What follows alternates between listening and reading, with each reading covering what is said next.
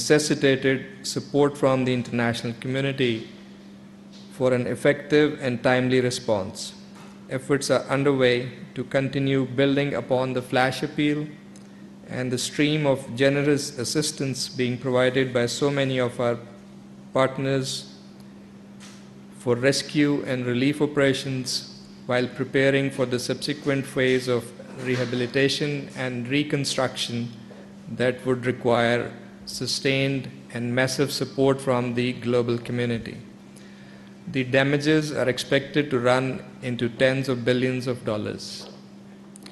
The visit of UN Secretary General Antonio Guterres was instrumental not only to manifest international solidarity with the people of Pakistan, but to highlight the linkage of this catastrophe with climate change. The two-day visit comprised high-level meetings, briefings on the situation, and field visits involving the Secretary General's interactions with displaced people, first responders, UN workers, civil society, and media.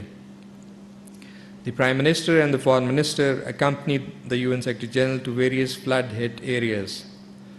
Secretary General Guterres applauded efforts of the government and the people of Pakistan and called for massive and sustained support of the international community, not only for relief assistance but also for rehabilitation and climate-resilient reconstruction.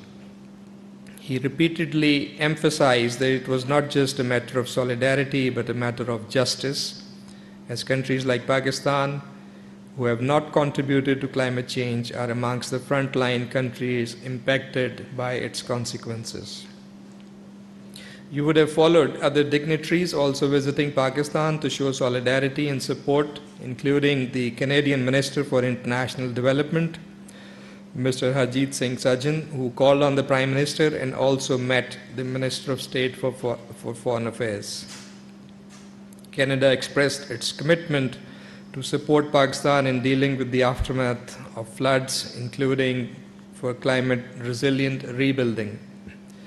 Samantha Power, Administrator of USAID, also called on the Prime Minister as well as Foreign Minister Bilawal. The Foreign Minister welcomed US support and solidarity with the people of Pakistan and thanked USAID for providing assistance in the wake of floods.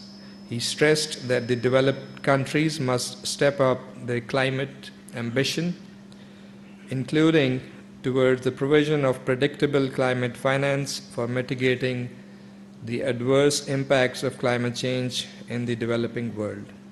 As part of the ongoing relief efforts as of today, more than 100 flights have been received from our international friends and partners carrying much needed assistance. The ongoing relief work and the transition to the rehabilitation and reconstruction phase are going to be the focus of our national efforts and international outreach in the coming weeks and months. This, together with climate change, will be among our top priorities, as you will see at the SCO and at the upcoming UNGA session in New York and beyond that, including the COP27 scheduled to be held in Egypt. Thank you.